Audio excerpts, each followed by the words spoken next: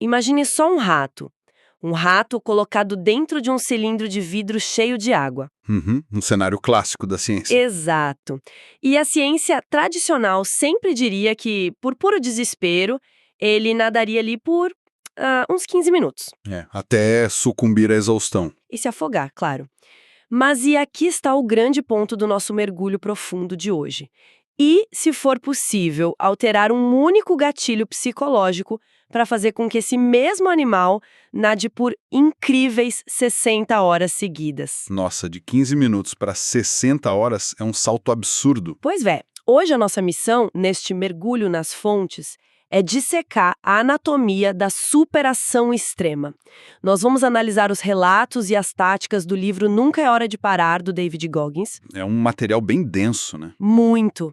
A maioria dos livros de desenvolvimento pessoal oferece aquele tapinha nas costas, aquela mensagem reconfortante de que tudo vai se resolver. Voltando aos ratos. Ah, o experimento do Dr. Kurt Richer. Exatamente. Como isso explica essa resiliência? Olha, esse experimento da década de 50 é a chave para decodificar esse mecanismo todo. Richer percebeu que o corpo dos ratos era perfeitamente capaz de continuar nadando. A questão é que a mente deles cedia muito antes. Então era o cérebro mandando parar. Exato. O cérebro enviava um sinal de desligamento para preservar os órgãos, antecipando a morte mesmo. Mas a mudança incrível aconteceu quando ele começou a retirar os ratos da água um instante antes de desistirem. Ele salvava os ratos no último segundo. Ele secava os animais, deixava eles descansarem e, ao fazer isso, reescrevia a resposta neurológica deles. Quando eles voltavam para a água, a biologia mudava. Eles não nadavam mais 15 minutos. A média saltava para 60 horas. Caramba, e a ciência chamou isso de esperança por muito tempo, certo? Chamou. Mas a análise detalhada do livro prova o contrário. A esperança é uma emoção passiva. É efêmera. Nenhuma criatura sobrevive a 60 horas de esforço quase letal só baseado em esperança. Faz sentido. A esperança seria ficar esperando alguém tirar ele de lá. Exato. O que manteve o cérebro deles disparando sinais de movimento foi uma crença. Uma crença forjada na resiliência anterior. A sobrevivência virou um dado empírico na mente daquele animal. Isso estabelece uma diferença monumental. A esperança aguarda o resgate, enquanto a resiliência exige que o indivíduo seja o seu próprio resgate. Com certeza. É uma transição de esperar a salvação para assumir o controle total. E isso nos leva direto para o primeiro capítulo do material. O conceito de maximizar o que o autor chama de mínimo potencial. Tem uma cena nas fontes que me deixou muito intrigada. A premiação dos veteranos, certo? Isso mesmo, a Convenção Nacional dos Veteranos de Guerras no Exterior.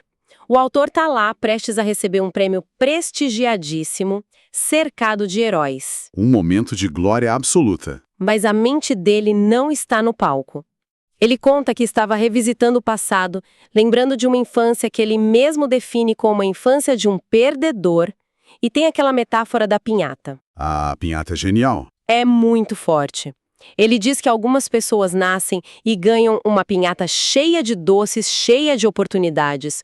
Outras recebem uma pinhata que, quando você quebra, só derrama violência doméstica, racismo e dificuldades extremas. E o pai dele, o Tranis, era a personificação dessa violência. Exato.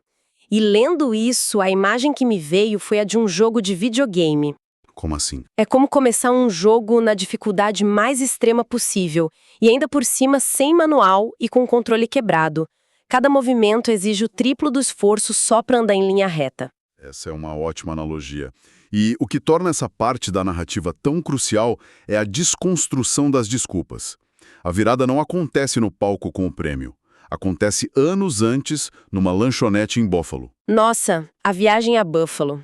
Conta um pouco sobre essa viagem. Bom, o objetivo inicial de ir a Buffalo era confrontar o pai abusivo. Ele queria um fechamento emocional, sabe? Para poder começar uma vida melhor. Era o que ele dizia para si mesmo. Exatamente. Mas a dura realidade que ele percebeu sob as luzes daquela lanchonete foi assustadora. A viagem não era uma busca por libertação. Ele estava buscando um passe livre. Um passe livre para falhar. Isso. Ele estava subconscientemente querendo confirmar que o pai era um monstro para ter um álibi vitalício. Porque se o pai fosse o único culpado pela vida dele, então a obesidade, o fracasso nos estudos, o emprego ruim, nada disso seria culpa dele. Caramba. E abrir mão desse álibi deve doer demais. A responsabilidade cai como uma bigorna, não é? Cai com um peso esmagador. Mas a aceitação radical dessa realidade é a única saída. E paradoxalmente, eu vejo que maximizar esse mínimo potencial, pegar essa mão péssima de cartas e decidir vencer, é um ato de rebeldia muito maior do que simplesmente nascer com talentos. Sem dúvida. A biologia cerebral por trás disso é fascinante. Enquanto o cérebro gasta energia montando narrativas de injustiça, ele não tem recursos para resolver o problema real. É energia desperdiçada reclamando. O livro é claro, ninguém vai aparecer no horizonte montado num cavalo para o resgate. Aceitar o passado sem filtros é o primeiro passo neurológico para se tornar à prova de balas. É parar de lutar contra o que já aconteceu. Exato. E começar a usar essa mesma energia para construir defesas intransponíveis. Mas, avançando um pouco nos capítulos, a gente vê que a evolução não para na aceitação. O conforto, de certa forma, se torna um inimigo tão perigoso quanto o trauma. O conforto é traiçoeiro. Muito. Chega um momento em que ele atinge sucesso financeiro, estabilidade profissional, e aí o corpo começa a cobrar a conta. Novos problemas cardíacos ameaçam a vida dele. Mesmo depois de tantas conquistas, Sim, a ameaça da morte estava ali de novo. E nesse ponto das fontes surge um exercício tático que eu achei impressionante. O gravador. o laboratório mental. Essa prática é fantástica. Ele gravava a própria voz logo de manhã, colocando para fora todos os medos, angústias e reclamações. E no dia seguinte, ele ouvia aquilo e gravava respostas enérgicas por cima, criando um alter ego. O David contra o Goggins. Isso, o David era a criança traumatizada, cheia de medos, o Goggins era o selvagem indomável. E, eu confesso, inicialmente eu questionei isso. Você achou que era uma fuga. Exato. Não seria um mecanismo de negação? Fugir da realidade fingindo ser outra pessoa? Mas refletindo melhor, talvez seja o acesso direto à matéria escura da mente. Matéria escura. Gostei do termo. É que assim como no universo existe essa força invisível e densa, o cérebro deve ter uma reserva gigante, nascida da dor e da frustração. E nossa consciência normal tem medo de acessar. O alter ego é a chave. E a psicologia confirma essa teoria. A gente chama isso de distanciamento autorreflexivo. Ao adotar uma persona, você diminui a atividade da amígdala. Que é o centro do medo, certo? E, ao mesmo tempo, aumenta a atividade do córtex pré-frontal, que cuida do foco. Então não é fuga, é criar um avatar que tem a coragem de mergulhar na dor. E eles usam isso para combater o que o autor chama de a decisão de um segundo. Isso fica muito claro no treinamento militar, na semana infernal dos Navy SEALs. São mais de 130 horas de sofrimento ininterrupto. 130 horas, é impensável. É brutal. E o detalhe é que os candidatos não tocam o sino e desistem porque acumularam muitas horas de cansaço.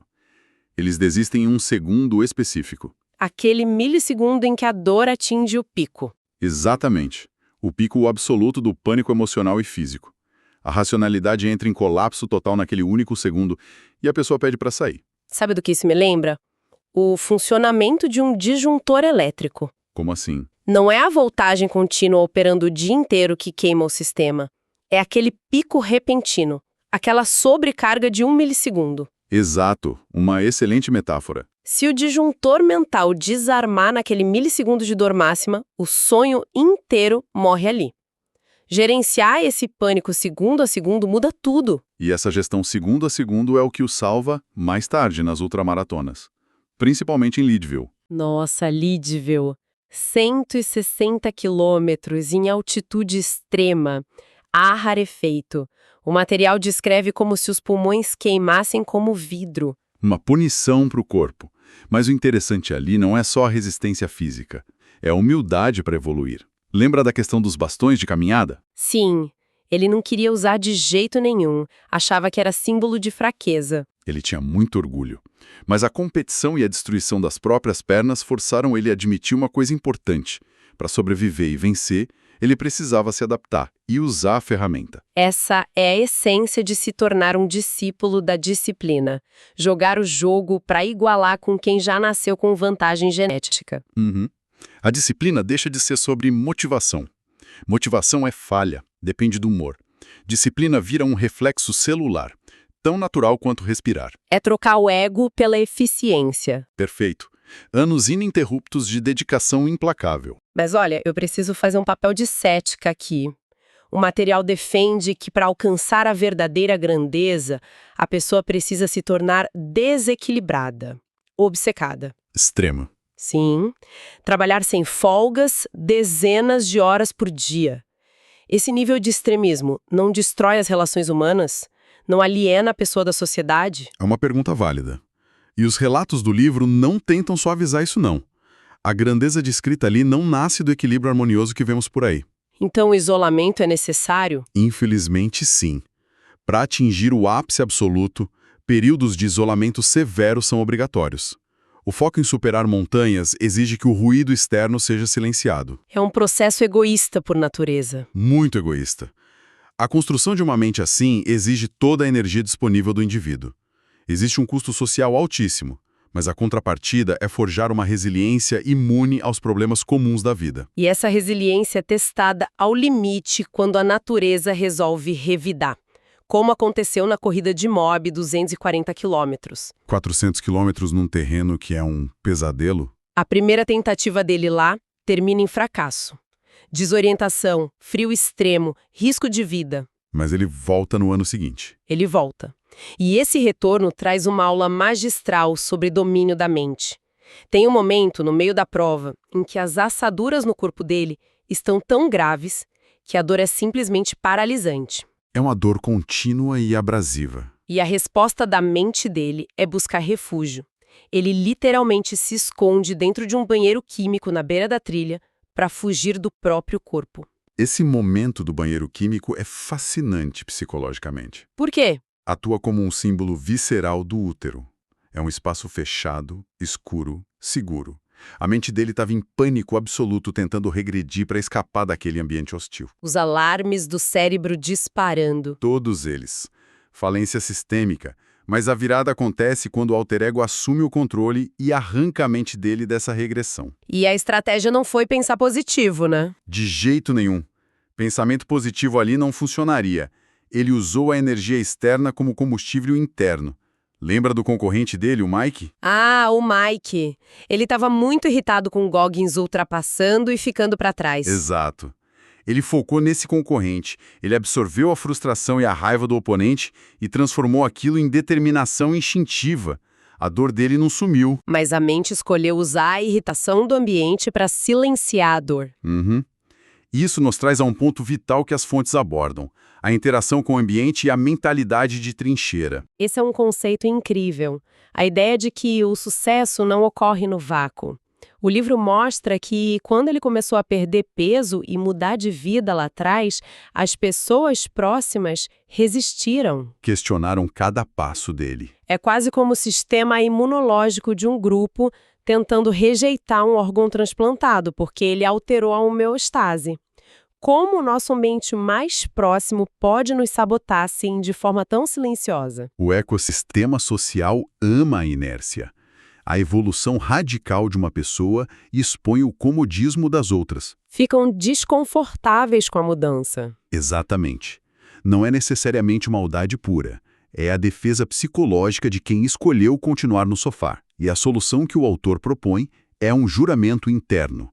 A mentalidade de dia 1, semana 1. Dia 1, semana 1. Ou seja, medalhas do passado não importam. Nenhuma glória antiga oferece proteção contra o fracasso de hoje. Esse compromisso diário com o desconforto é o que blinda a mente contra as âncoras invisíveis daquelas pessoas ao redor. E quando a gente olha para o final do material, essa blindagem fica óbvia, até contra as limitações do próprio corpo. Estamos falando de um homem que passou por múltiplas cirurgias graves no joelho. Qualquer atleta penduraria as chuteiras ali. A própria equipe médica disse que acabou. Mas ele vai lá e 13 semanas depois pedala mais de 714 quilômetros. E, como se não bastasse, aos 47 anos de idade. A decisão de virar bombeiro paraquedista? Saltando de aviões em zonas de incêndio no Alasca, carregando peso enorme ombro a ombro com garotos de 20 anos. É surreal. Diante disso tudo, eu fico refletindo sobre a nossa cultura.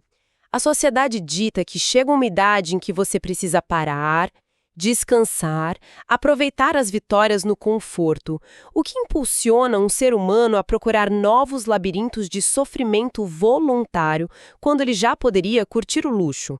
A resposta está na forma como ele enxerga o conforto.